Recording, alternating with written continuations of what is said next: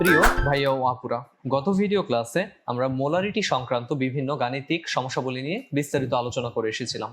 আজকের ভিডিও ক্লাসে আমরা মূলত আলোচনা করব যৌগে মৌলের শতকরা সংযুতি নিয়ে। আমি তোমাদের সাথে রয়েছে আশিক শাহ। চলো শুরু করা যাক। প্রথমেই তাহলে চলো আমরা দেখে নিই যে আমরা এই কোনো মৌলের শতকরা সংযুতি বলতে কি বুঝি। কোনো যৌগের 100 গ্রামের মধ্যে কোনো মৌল যত গ্রাম থাকে তাকে ওই মৌলের শতকরা সংযুতি বলা হয়।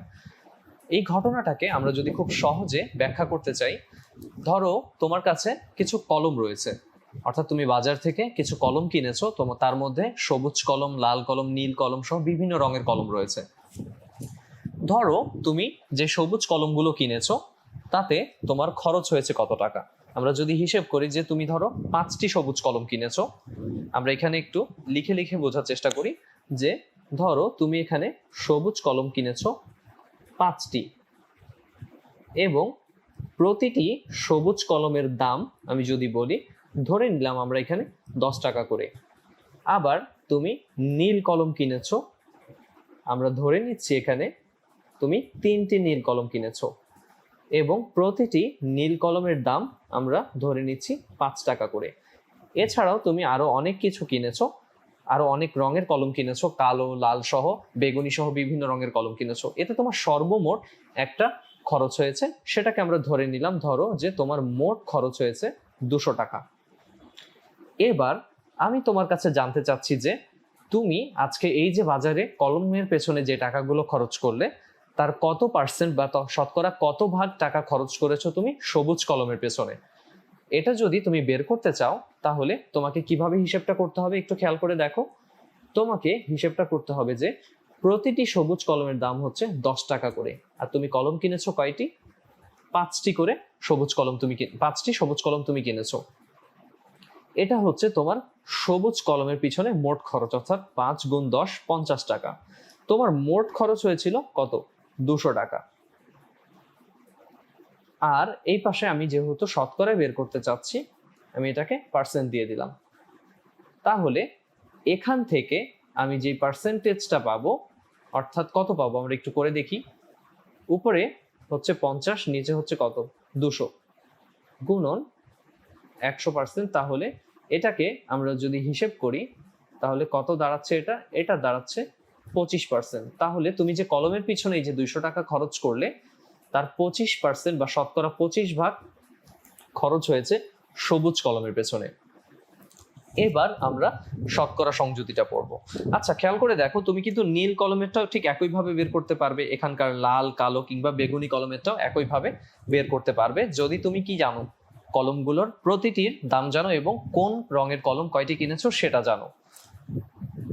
তাহলে এবার আসি আমরা পরবর্তী অংশটাতে, যে এই যে আমি বলছিলাম কোনো যৌগের 100 গ্রামের মধ্যে কোনো মৌল যত গ্রাম থাকে তাকে ওই মৌলের শতকরা সংযুতি বলে। এখন কোনো একটা যৌগের আণবিক সংকেত থেকে ওই যৌগে বিদ্যমান মৌলসমূহের শতকরা সংযুতিটা বের করা যায়। এটা কিভাবে? এই যে সূত্রটা লক্ষ্য করো, কোনো যৌগে একটি মৌলের শতকরা সংযুতি ইজ ইকুয়ালস টু মৌলের পারমাণবিক ভর গুণ পরমাণুর সংখ্যা গুণ 100 হোল ডিভাইডেড বাই যৌগের আণবিক ভর। এটাকে তাহলে একটু আগের ম্যাথটার মতো বা একটু আগে আমরা যে কলমের হিসাব নিকাশটা করেছি সেটার সাপেক্ষে যদি তুলনা করা হয়, যে ধরো তোমার যেই পেন স্ট্যান্ডটা রয়েছে বা কলমের ঝুড়িটা রয়েছে, সেখানে সব ধরনের কলম যেগুলো তুমি কিনে এনেছো সেগুলো রাখলে, তো এই পুরো কলমের ঝুড়িতে বা কলমের ঝুড়িটাকে আমরা বলতে পারি কি একটা যৌগ, এবং সেটা হচ্ছে তার কি, কলমগুলো হচ্ছে তার ভিতরে এক একটা মৌল, এবং প্রতিটি কলম এক একটা করে মৌল এবং তাদের একটা নির্দিষ্ট সংখ্যা রয়েছে। এখানে যদি আমরা মেলাতে চাই তাহলে খেয়াল করবে তুমি যে কোনো একটা যৌগে কোনো একটা মৌলেরই কিন্তু শতকরা সংযুতিটা বের হওয়া সম্ভব। যেমন আমি যদি পানিতে হাইড্রোজেনের সংযুতি বের করতে চাই তাহলে পারবো, কিংবা পানিতে অক্সিজেনের সংযুতি চাইলেও, শতকরা সংযুতি চাইলেও বের করতে পারবো। তাহলে খেয়াল করো যে কোনো একটা যৌগে কোনো একটা মৌলের শতকরা সংযুতি, তার পার্সেন্টেজটা বের করতে গেলে তার পারমাণবিক ভরটা জানা লাগবে। এটা ছিল কি, তুমি তুলনা করে মনে রাখার চেষ্টা করো, এটা ছিল কি আমাদের প্রতিটি, ধরো সবুজ কলম নিয়ে হিসাব করছি, সবুজ কলমের প্রতিটির দাম গুণ এখানে রয়েছে সবুজ কলমের সংখ্যা হোল ডিভাইডেড বাই আমার মোট কলমের পেছনে যত টাকা খরচ হয়েছে, অর্থাৎ ওই কলমের ঝুড়িতে যত ধরনের কলম তুমি রেখেছো সবার সম্মিলিত যেই খরচটা সেটা হচ্ছে এটা, গুণ 100। তাহলে কি তুমি খুব সহজেই একটা কলমের পার্সেন্টেজ, অর্থাৎ ওই কলমটার পেছনে কত খরচ হয়েছে তার শতকরা হিসাবটা বের করে ফেলতে পারতে। এখানেও আমরা একই রকম ভাবে কোনো একটা যৌগে কোনো একটা মৌলের শতকরা সংযুতিটা কতটুকু বা কত পার্সেন্ট সেটা বের করতে পারবো। একটা উদাহরণ দিলে এই বিষয়টা আরো ক্লিয়ার হয়ে যাবে। উদাহরণ হিসেবে আমরা দেখতে পাচ্ছি যে এখানে হাইড্রোক্লোরিক অ্যাসিড বা হাইড্রোজেন ক্লোরাইড যৌগটাতে হাইড্রোজেন এবং ক্লোরিনের শতকরা সংযুতির হিসাবটা আমরা দেখাতে চাচ্ছি। এখানে খেয়াল করে দেখো যে HCl বা হাইড্রোজেন ক্লোরাইডের আণবিক ভরটা কত, 1+35.5 মানে 36.5। এখন এই 36.5 গ্রাম HCl এর মধ্যে হাইড্রোজেন আছে কত, এই যে দেখো হাইড্রোজেন আমরা তার পারমাণবিক ভরটা নিয়ে কাজ করছি, আর যেহেতু একটা হাইড্রোজেনই রয়েছে সেহেতু কি 1 গ্রাম। এবার ঐকিক নিয়মে যদি করি যে অতএব 1 গ্রাম HCl এর মধ্যে হাইড্রোজেন আছে কত, 1/36.5 গ্রাম, এবং শেষ লাইনে অতএব 100 গ্রাম HCl এর মধ্যে হাইড্রোজেন আছে কতটুকু। হিসেব করে আমরা দেখতে পাচ্ছি যে 100 গ্রাম HCl যদি আমি নিতাম সেখানে আমি হাইড্রোজেন পেতাম 2.74 গ্রাম। এই 2.74টাই হচ্ছে কি HCl এ হাইড্রোজেনের শতকরা সংযুতি। আবার তুমি যদি একইভাবে ক্লোরিনেরটা বের করতে চাও, খেয়াল করে দেখো যে 36.5 গ্রাম HCl এর মধ্যে ক্লোরিন আছে কত, 35.5 গ্রাম, মানে প্রায় বেশিরভাগটাই হচ্ছে ক্লোরিন। তাহলে 1 গ্রাম HCl এর মধ্যে ক্লোরিন কতটুকু হবে ঐকিক নিয়মে করব, এবং 100 গ্রামের মধ্যে বা 100 গ্রাম HCl এর মধ্যে কতটুকু ক্লোরিন আছে সেটা হচ্ছে 97.26 গ্রাম। অতএব ক্লোরিনের শতকরা যে সংযুতিটা সেটা দাঁড়াচ্ছে 97.26%। এবার তুমি খেয়াল করে দেখো যে হাইড্রোজেন ক্লোরাইড বা হাইড্রোক্লোরিক অ্যাসিডে হাইড্রোজেন এবং ক্লোরিনের যে শতকরা সংযুক্তি তাদেরকে যোগ করলে তুমি কিন্তু 100% পেয়ে যাবে। কারণটা কি বুঝতে পারলে? কারণ HCl এ হাইড্রোজেন আর ক্লোরিন ব্যতীত আর কিন্তু কেউ নেই। তাহলে এই হাইড্রোজেন এবং ক্লোরিনের পার্সেন্টেজটাই হবে শতকরা কত, 100 ভাগ। এবার এটা হচ্ছে বড় নিয়ম, যেভাবে তুমি ঐকিক নিয়ম দিয়ে খুব সহজে করতে পারো। একই কাজ আমরা কিভাবে করতে পারি, উপরে আমি যে সূত্রটা দেখিয়েছি। আচ্ছা, তার আগে আমি এখানে বলে দেই যেহেতু আমরা জানলাম যে দুইটা সম্মিলিত যোগফলটা এখানে হবে 100, তাহলে আমি কি শুধু হাইড্রোজেনের শতকরা সংযুতিটা বের করেই তারপর পরই কি করতে পারি, 100 থেকে যদি আমি এই ভ্যালুটাকে বাদ দিই তাহলে কি ক্লোরিনের শতকরা সংযুতিটা পেয়ে যাব। হ্যাঁ, আসলেই তাই। এইভাবে আমরা কোনো একটা যৌগে যদি একাধিক মৌল থাকে, একাধিক মৌলের থেকে একটা বা দুটো বের করে অপরটার শতকরা সংযুতি কিন্তু বের করে ফেলতে পারি 100 থেকে বিয়োগ করে। তাহলে এবার আমরা শর্টকাট উপরে যে বক্স করা সূত্রটি রয়েছে সেটা সাহায্যে বের করি। এখানে প্রথমে HCl এ আণবিক ভর বের করতে হবে, আমি আগেও দেখালাম এটা। তাহলে HCl এ হাইড্রোজেনের শতকরা সংযুতিটা কত ইজ ইকুয়ালস টু, খেয়াল করে দেখো আমি কি কি ব্যবহার করেছি। এখানে বলা হচ্ছিল যে মৌলের পারমাণবিক ভর গুণ পরমাণুর সংখ্যা। HCl এ হাইড্রোজেন কয়টি রয়েছে, একটি রয়েছে। তাহলে আমরা জানি হাইড্রোজেনের পারমাণবিক ভরটা হচ্ছে 1, তাহলে 1 × 1 মানে কত, 1 × 100, এটা হচ্ছে সূত্রের 100 শতকরা নেওয়ার জন্য, হোল ডিভাইডেড বাই 36.5, এটা হচ্ছে ওই যৌগটার আণবিক ভর। তাহলে এটাকে আমরা ক্যালকুলেট করলে পাবো আগের মতনই 2.74%। ঠিক একইভাবে ক্লোরিনেরটাও তুমি বের করতে পারো। এই যে দেখো ক্লোরিনের পারমাণবিক ভর গুণন 1, কারণ এখানে একটা ক্লোরিন পরমাণু রয়েছে, গুণ 100 হোল ডিভাইডেড বাই 36.5, এবং এর পার্সেন্টেজটা কত, অনেক বেশি, 97.26%। তাহলে দেখো খুব সহজে আমরা যদি কোনো একটা যৌগে তার আণবিক সংকেতটা জানি এবং সেই আণবিক সংকেত থেকে আণবিক ভরটা হিসেব করতে পারি, বাকি ক্যালকুলেশন কিন্তু আমার অনেক সহজ। কারণ কোনো একটা যৌগের আণবিক সংকেত থেকে তোমার আণবিক ভরটা বের করতে গেলেই কি লাগবে, প্রত্যেকের পারমাণবিক ভরগুলো লাগবে, আর আণবিক সংকেত দেখলেই তো আমরা বলতে পারি যে সেখানে কোন পরমাণু কয়টি রয়েছে। তাহলে এই সূত্র দিয়ে খুব সহজে আমরা কোনো একটা যৌগে মৌল সমূহের শতকরা সংযুতিগুলো বের করতে পারি। তাহলে HCl এ হাইড্রোজেন এবং ক্লোরিনের শতকরা সংযুতি দাঁড়ালো 2.74% এবং 97.26%। পরের প্রবলেমটাতে আমরা চলে যাই। এখানে বলা হচ্ছে যে পানিতে হাইড্রোজেন ও অক্সিজেনের শতকরা সংযুতি হিসাব করো। ঠিক একইভাবে আমরা প্রথমে কি 1 মোল পানির ভরটা বের করে নিব, অথবা পানির আণবিক ভর বের করে নেব। তারপরে ঠিক আগের মতন ঐকিক নিয়ম, আমি এটা একটু দ্রুত যাচ্ছি কারণ তোমরা খুব সহজে বুঝতে পেরেছো জিনিসটা, যে 18 গ্রাম মানে আমাদের মোট যে পানির ভরটা 1 মোল পানি, সেই 18 গ্রামের মধ্যে হাইড্রোজেন আছে 2 গ্রাম। কিভাবে 2 গ্রাম? হাইড্রোজেনের পারমাণবিক ভর হচ্ছে 1, এখানে রয়েছে দুটি হাইড্রোজেন, তাহলে 2 × 1 মানে 2 গ্রাম। তাহলে 1 গ্রামে রয়েছে কতটুকু আর 100 গ্রামে রয়েছে কতটুকু, যেহেতু আমরা শতকরা সংযুতি হিসাব করি। তাহলে 11.11 গ্রাম, এটাই হচ্ছে কি পানিতে হাইড্রোজেনের শতকরা সংযুতি। আর অক্সিজেনেরটা কি হবে? 100 থেকে 11.11 কে বিয়োগ করলেই পেয়ে যাব 88.89%। দেখো খুবই সহজ। আবার এটাকে তুমি কি বিকল্পভাবে ডিরেক্টলি সূত্রে প্রয়োগ করে করতে পারো। খেয়াল করে দেখো, হাইড্রোজেনের শতকরা সংযুতি, এই যে হাইড্রোজেনের পারমাণবিক ভর, এটা হচ্ছে তার পরমাণুর সংখ্যা গুণ সূত্রের 100, যেহেতু শতকরায় প্রকাশ করছি, হোল ডিভাইডেড বাই কি ওই পদার্থটার আণবিক ভর, মানে পানির আণবিক ভর কত, সেটা 18। আর আমি যদি অক্সিজেনেরটা বের করতে চাই, একইভাবে বের করতে পারি। অক্সিজেনের পারমাণবিক ভর, অক্সিজেন পরমাণুর সংখ্যা গুণ 100 ডিভাইডেড বাই কি আণবিক ভর।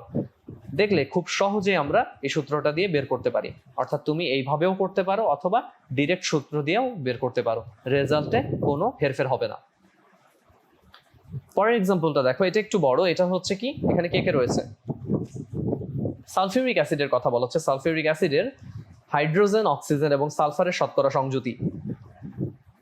তাহলে সালফিউরিক অ্যাসিডের আণবিক ভরটা আমি বের করে নিলাম। এখানে খেয়াল করো, হাইড্রোজেন রয়েছে 2টি, তাহলে হাইড্রোজেনের পারমাণবিক ভর গুণ 2, সালফার রয়েছে 1টি, তাহলে 32 গুণ 1, যোগ অক্সিজেন, অক্সিজেনের পারমাণবিক ভর আমরা জানি 16, 16 গুণ 4, যেহেতু 4টি অক্সিজেন পরমাণু এখানে রয়েছে, কত? 98।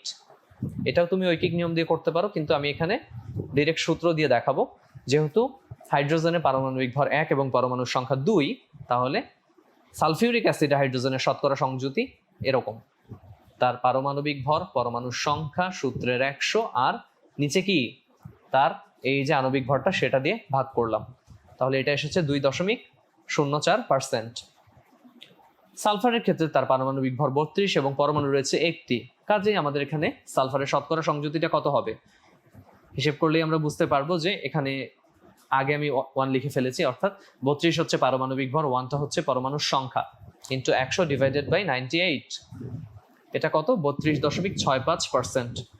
আরেকজন রয়েছে, সেটা হচ্ছে অক্সিজেন। অক্সিজেনের পারমাণবিক ভর হচ্ছে 16 এবং এখানে অক্সিজেন রয়েছে 4টি। তাহলে অক্সিজেনের শতকরা সংযুতি এই যে দেখো, অক্সিজেনের পারমাণবিক ভর গুণ পরমাণুর সংখ্যা, তাহলে তুমি কি টোটাল অক্সিজেনের ভরটা পেলে। এরপরে এটাকে 98 দিয়ে ভাগ করলে, যেহেতু যৌগের আণবিক ভরটা এত, গুণ কত? 100। এছাড়াও তুমি এই অক্সিজেনের যে শতকরা সংযুতিটা, এটাকে অন্যভাবে বের করতে পারো। আমাদের মোট যেটা, সেটা হবে 100%। 100 থেকে তুমি যদি এটা এবং এটাকে বাদ দাও, তাহলে কিন্তু তুমি এই রেজাল্টটা পাবে। ঠিক আছে? তো বেশিরভাগ ক্ষেত্রে তুমি দেখবে যে যেই মৌলগুলো রয়েছে বা যেই শতকরা সংযুতিগুলো বের করেছো, তাদের সমষ্টিটা 100%ই হবে। কিছু কিছু ক্ষেত্রে 99.99% হতে পারে, ঠিক আছে, কিংবা 100.01% হতে পারে। তো এটা আসলে আমরা এই যে দশমিকের পরে যে রাউন্ডিংটা করি, সেটা হচ্ছে সেজন্য হয়। তো এটা নিয়ে টেনশনের কিছু নেই, তুমি কাছাকাছি রেজাল্ট এনে দিতে পারলেই তোমারটা সঠিক। কিন্তু সেই কাছাকাছিটা কি দশমিকের একদম শেষ ঘরটাতে, মানে দশমিকের পর 2 ঘর নিলে এই ঘরটাতে গিয়ে ধরো 0.04, কারো আসলে 0.5, তখন অন্যটাতে আবার একটু চেঞ্জ আসবে। ঠিক আছে, এই জিনিসটা আমরা অবশ্যই মনে রাখবো। এখানে দেখো আরেকটা যৌগ দেখানো হচ্ছে, সেটা হচ্ছে কি অ্যালুমিনিয়াম সালফেট। এখানে অ্যালুমিনিয়াম সালফার এবং অক্সিজেনের শতকরা সংযুতি হিসাব করো। একইভাবে আমরা এটা বের করতে পারবো, তবে এখানে একটু ঝামেলা রয়েছে, যেটা আমি ক্লিয়ার করে দেব। প্রথমে আমি আণবিক ভরটা বের করার ক্ষেত্রে একটু ঝামেলা রয়েছে, সেটা দেখাই। এখানে অ্যালুমিনিয়াম রয়েছে 2টি, অ্যালুমিনিয়ামের পারমাণবিক ভর হচ্ছে 27, 2 এর জন্য 2 গুণ হচ্ছে যোগ। আর কে কে রয়েছে এখানে? এখানে দেখো, এখানে সালফেট রয়েছে, তো সালফেটের থাকছে সালফার এবং 4টা অক্সিজেন, আবার বাইরে ব্র্যাকেট দিয়ে 3। কেন? কারণ আমরা এর আগে আণবিক সংকেত কিভাবে লিখতে হয় সেখানে দেখে এসেছি, যে একজনের যোজনী অন্যজনের নিচে গিয়ে ডান পাশে যুক্ত হয়ে যায় বা দেখাতে লাগে। তাহলে প্রথমে আমরা এখানে ব্র্যাকেটের ভিতরে সালফেটের যেই অংশটা সেটা দেখাই। এখানে সালফার রয়েছে 1টি, তার মানে 32 গুণ 1, অক্সিজেন 4টি, যোগ 16 গুণ 4, এই পুরো ভ্যালুটাকে আমরা 3 দিয়ে গুণ করব। কেন? কারণ এখানে সালফেট রয়েছে 3 অণু আর অ্যালুমিনিয়াম রয়েছে 2টা, বা তুমি বলতে পারো যে অ্যালুমিনিয়াম 2টা রয়েছে, এখানে সালফেট রয়েছে 3টা। তাহলে এটাকে 3 দিয়ে গুণ, তাহলে টোটাল ভ্যালুটা দেখো অনেক বড় আণবিক ভর বিশিষ্ট যৌগটা 342। তাহলে এখানে অ্যালুমিনিয়ামের পারমাণবিক ভর 27, পরমাণু সংখ্যা 2, তাহলে তার শতকরা সংযুতিটা বের করে ফেললাম। এই যে পারমাণবিক ভর, এই যে পরমাণুর সংখ্যা 100 ডিভাইডেড বাই কত? 342, তাহলে 15.78%। একইভাবে সালফারের পারমাণবিক ভর হচ্ছে 32, কিন্তু পরমাণুর সংখ্যা 3। ভাইয়া কিভাবে 3? একটু খেয়াল করে দেখো, এই ব্র্যাকেটের ভিতরে সালফার রয়েছে কি? একটি, কিন্তু বাইরে ব্র্যাকেটে রয়েছে কত? 3। তার মানে এই যে 3 গুণ 1 অর্থাৎ 3টি সালফার পরমাণু এখানে রয়েছে। তাহলে হিসেব করে আমি বের করতে পারি, এই ভ্যালুটা আসে 28.07%। এবং সবশেষে রয়েছে অক্সিজেন, যার পারমাণবিক ভর 16, এবং অক্সিজেন এখানে রয়েছে 12টি। কিভাবে?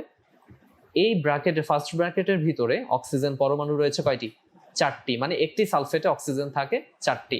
এখানে 3 অণু সালফেট রয়েছে বা 3টি সালফেট রয়েছে, তাহলে 3 4 এ 12। এইভাবেই আমরা অক্সিজেনের সংখ্যাটা পেলাম হচ্ছে 12। কাজেই অক্সিজেনের শতকরা সংযুতিটা আমরা বের করে ফেলি 16 গুণ 12, অক্সিজেনের পারমাণবিক ভর, এখানে অক্সিজেন সংখ্যা। তাহলে রেজাল্টটা কত দাঁড়াচ্ছে? রেজাল্টটা দাঁড়াচ্ছে 56.14।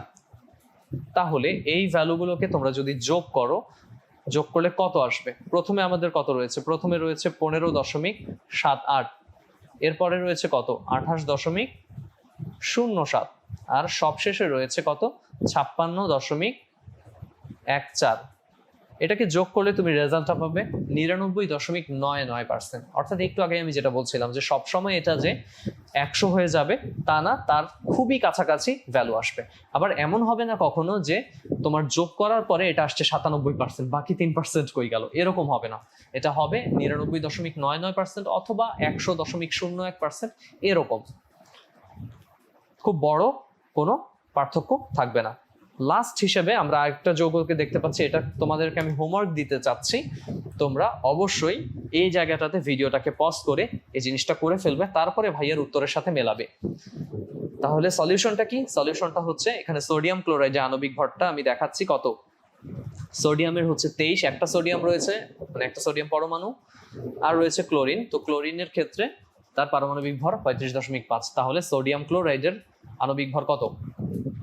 58.5। এখানে সোডিয়ামের পারমাণবিক ভর 23 এবং পরমাণুর সংখ্যা 1টি। কাজেই সোডিয়ামের শতকরা সংযুতি কোথায়? সোডিয়াম ক্লোরাইড যৌগে। সবসময় খেয়াল রাখবে যে এক এক যৌগে এক এক মৌলের শতকরা সংযুতি কিন্তু ভিন্ন ধরনের হবে। কিরকম?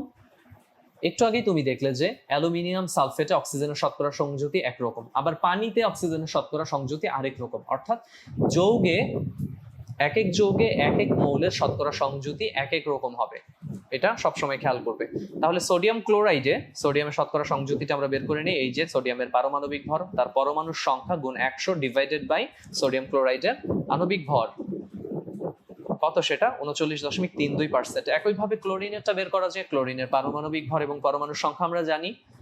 তাহলে ক্লোরিনের শতকরা সংযুতি 35.5 গুণ 1 গুণ 100 ডিভাইডেড বাই 58.5, যেটা হচ্ছে কি? সোডিয়াম ক্লোরাইডের আণবিক ভর। তাহলে এটা আমরা বের করলেই কত আমরা দেখতে পাচ্ছি? এই যে 60.68। তাহলে এই ভ্যালুটার এই ভ্যালুটাকে যোগ করলে আমরা কত পাবো? তোমরা দেখেই বুঝতে পারছো যে এদেরকে যোগ করলে 100%ই পাবো আমরা। তো এই ছিল আমাদের শতকরা সংযুতি সংক্রান্ত হিসাব নিকাশ। তাহলে খেয়াল করে দেখো, শতকরা সংযুতি বের করতে গেলে তোমার কোন যৌগের, এখানে আমি যেমন সোডিয়াম ক্লোরাইড সংকেত দিয়ে দিয়েছি, তোমার বের করতে খুবই সুবিধা হচ্ছে। আমি যদি বাংলায় লিখে দিতাম সোডিয়াম ক্লোরাইডের, সোডিয়াম যৌগে সোডিয়াম এবং ক্লোরিনের শতকরা সংযুক্তি, সেক্ষেত্রে তোমার কিন্তু ওই বাংলা নাম থেকে তার রাসায়নিক সংকেতটা বা আণবিক সংকেতটা লিখতে হতো, যে NaCl কে বলা হয় সোডিয়াম ক্লোরাইড, কিংবা অ্যালুমিনিয়াম সালফেট আমি যদি বাংলায় বলে দিই, সেখান থেকে তোমাকে কিন্তু অবশ্যই সংকেতটা জানতে হবে। তাহলে আমরা যে কোনো যৌগের বাংলা নাম বলে দিলে, মানে বাংলায় তার নামটা বলে দিলে তার সংকেতটা লিখতে শিখবো, এবং সেখান থেকে মৌলগুলোর পারমাণবিক ভর থেকে তার আণবিক ভর বের করব, এবং তার পরবর্তীতে শতকরা সংযুক্তি বের করাটা কি একদম দুধ ভাত, খুবই সহজ, পানির মতন সহজ। আমরা কি করব? কোনো একটা মৌল তার পারমাণবিক ভর, তার পরমাণুর সংখ্যা গুণ 100 ডিভাইডেড বাই কত, ওই যৌগটার আণবিক ভর, এবং রেজাল্ট আসবে পার্সেন্টেজে, কারণ কি তুমি 100 দিয়ে গুণ করেছো। তো এই ছিল আমাদের শতকরা সংযুতি সংক্রান্ত যে সকল ম্যাথমেটিক্যাল প্রবলেমস। পরবর্তী ভিডিও ক্লাসে আমরা স্থূল সংকেত এবং আণবিক সংকেত নিয়ে বিস্তারিত আলোচনা করব। তাহলে পরবর্তী ভিডিও দেখার আমন্ত্রণ জানিয়ে আজকে এখানেই শেষ করছি। আল্লাহ হাফেজ।